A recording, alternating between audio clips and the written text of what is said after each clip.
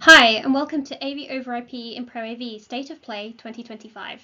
I'm Helen, a Senior Market Analyst at Futuresource Consulting, and I'll be your host for this short presentation. So welcome everyone to AV over IP State of Play. Today, I'll walk you through some of the top-level findings from Futuresource's AV over IP Encoder and Decoder Market Sizing Report 2025, where we'll look at the health of the AV over IP market through 2024 and into 2025, the key challenges still holding back wider uptake of AV over IP, and finally, where the market is headed over the next 5 years. I'll also draw some insights from Futuresource's System and Box Camera Market Tracker FY 2024 and the Pro PTZ FY 24 market equivalent. So with that, let's begin with the current landscape. So what I'm sure you'll all be pleased to hear is that the current attitude toward AV over IP workflows is overwhelmingly positive. End users across a wide range of applications, including all of those featured on this slide, are no longer held back by earlier concerns over video quality or latency. Technology has improved so much that these barriers are fading away.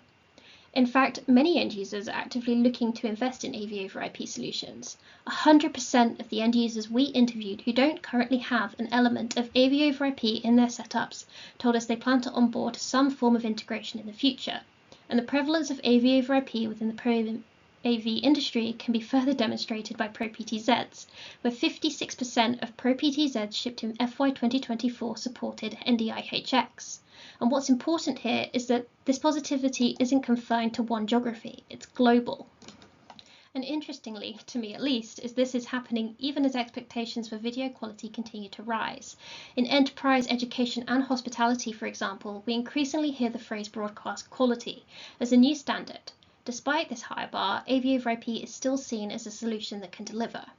And as a result, more and more new installations are being designed around AV over IP first workflows. But that being said, feedback from the market suggests the overall number of new installations is declining from 2024 to 2023 across most applications. So let's take a closer look as to why. So I can already hear you all asking, why the slowdown if attitudes are so positive? Well, globally, AV over IP encoders and decoders uptake actually dipped in 2024 compared to 2023, with selling down 15% year on year. And there are three main reasons behind this. The first we'll look at is shrinking budgets. Across both public and private sectors, organizations are facing tighter financial constraints. We're still living in the shadow of the post-pandemic debt overhang, high interest rates, inflation, all topped off with geopolitical tensions. And because of this, budgets have shrunk, and many organizations across Pro AV have opted for what you would call a fix and mend policy, or keeping existing infrastructure going rather than investing in overhauls. With survival a key motivating factor for most end users across Pro AV right now, we also found that many have adopted a short-term mentality, where if tech does need to be replaced, they're buying what they can afford, not necessarily what they want. We've also seen redundancies across IT departments, particularly in education, which is leaving teams without the bandwidth or expertise to support AV over IP setups. And while manufacturers have made big strides towards simplicity, a true plug-and-play solution doesn't yet exist, especially for networks above 2.5G. So for many institutions, especially schools with skeletal IT staff, setting up a separate IP network just for video is completely unthinkable. The second factor is security. So although the industry has again made leaps and bounds in this area, end users are still wary, and it will take time and a considerable effort from vendors to shift industry perceptions about this topic. And thirdly, and probably the most importantly at this point, is industry fragmentation. End users trust the technology itself, but they're hesitant to invest heavily because of the lack of universally adopted standards. Right now, there are numerous protocols, some proprietary, some open, some vendor-locked.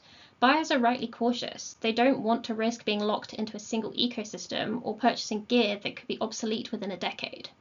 Vendor lock-in, although currently accepted, is increasingly not working with today's connected world, and as such, many potential AV over IP end users are utilizing a wait-and-see approach, where they delay investment until the market reaches a greater rate of maturity to ensure their investments stay relevant for years. So let's talk about the potential answer to this fragmentation, IPMX. As many of you will already know, IPMX is an open standard based on SMPTE 2110 and is designed to be versatile. It supports multiple codecs, from HEVC to uncompressed, and caters to the avoidance of vendor lock-in, allowing end users to choose from the best of breed in technology across the AVoIP workflow, presuming all of this tech supports IPMX. In enterprise, which is increasingly investing in broadcast-grade equipment, this solution is particularly valuable as it allows them to utilize the quality of SMPTE 2110 without the complexity, a key factor inhibiting AVoIP uptake in 2025. But adoption isn't straightforward. Convincing vendors that have proprietary solutions, many of which dominate the market, to shift away from their traditional business model is going to be challenging, not just because of the financial cost, but because many of these companies believe with good reason in the strength of their own products. And of course, IPMX enters an already crowded market with strong competitors. As I've already mentioned, NDI-HX has been built into 56% of IP supporting Pro PTZs in 2025. Closed ecosystems from Crestron, Extron, AMX, and many others are all popular for a reason. Their solutions work very well. And this is not to mention, industry feedback has suggested there are still some concerns over the total cost of utilizing IPMX solutions. And in a cost-conscious market, one loath to invest in new workflows in the current economic climate, this will inhibit uptake until things become clearer. So what is the path forward? Maybe it's hybrid products, maybe it's simply ensuring that vendor-specific systems align with SMPTE standards. But ultimately, adoption will be driven by end users. The more end users ask for IPMX, the more manufacturers will have to respond. And encouragingly, many end users within Pro AV are already considering adoption. Out of our interviews, between 30 to 35% of end users across AVoIP applications were considering adopting IPMX in the future. And this is within the first year of products supporting it, really entering the market. And Futuresource expects this attitude to adoption to only increase over time. So all of this being said, it's important to be realistic. Vendor lock solutions are not going to disappear within our forecast period, which I should state is 5 years, or even beyond that. Why? Well, there's several reasons. The first being as simple as brand loyalty, which is extremely strong in this sector.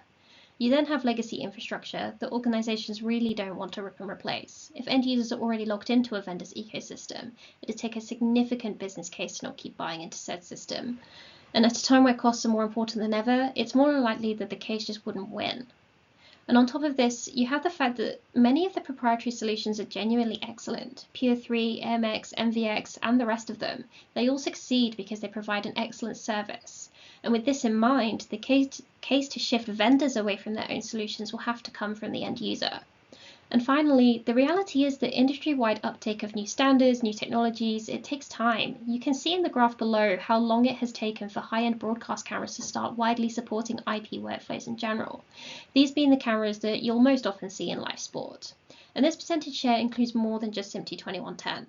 20% of cameras supported IP in 2018, and it'll still be less than 50% of cameras in 2029, with an 11-year CAGR of 6.6%. With all of this presenting more barriers to the widespread adoption of IPMX, which therefore prolongs the issue of industry fragmentation that puts people off AVoIP investment, it is going to take time for IPMX to cement itself within the industry. So with all of this said and done, where is the market going to go? Well, industry feedback is overwhelmingly positive. In fact, 2025 has been a stronger year than 2024 for encoder and decoder vendors already. And this is thanks slightly to improved economic conditions. As such, while we haven't seen a surge in brand new installations, replacement cycles and minor upgrades are driving demand. And in these cases, more and more end users are opting for hybrid solutions to future-proof their investments. At the same time, IT networking literacy is gradually improving across the professional AV space. So for many, moving away from simple point-to-point setups towards AVoIP workflows is becoming less intimidating. And that's why, despite the challenges we've discussed, AVoIP adoption is continuing to grow slowly but steadily. One particularly interesting trend is the rising demand for 10 gigabit plus encoders and decoders in 2025. Professional users are increasingly chasing higher quality and lower latency video, with some high budget sectors like finance opting for broadcast grade equipment. Much of this demand can be traced back to the pandemic, when video first communication became the norm. Those early adopters are now more video literate, and they want to elevate their output further. So, in a social media-driven world where content quality impacts visibility, this drive for broadcast level standards is only accelerating. That said, point-to-point solutions aren't going away. Many organizations remain locked into legacy infrastructure and lack the resources for a full IP transition. Meanwhile, new entrants to the market often prefer plug-and-play products, like what they work with at home in their consumer devices, because they're already familiar with them. This means that solutions such as HD-based T will continue to appeal strongly. So this creates a dual challenge over the next few years for manufacturers. They're going to need to serve two distinct groups: experienced users on gradual migration paths to AV over IP, and new buyers seeking simplicity today but likely expecting IP workflows tomorrow. Encouragingly, bridging technologies are easing this transition. Hybrid products give customers a way to invest in the future without committing to a full IP overhaul on day one. And even when short-term fixes are applied, most end users still prefer to choose future-ready equipment when replacements are necessary, which increasingly means AV over IP capable devices. So as a result, we forecast AV over IP encoder and decoder shipments to achieve a 5-year CAGR of 4.3%.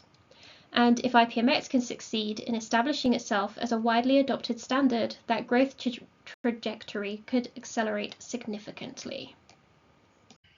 So to wrap up, the AV over IP market is healthy despite struggling in 2024. Attitudes are positive and the momentum is toward IP, but adoption is gradual, shaped by economic pressures, technical complexity, and the ongoing debate over standards.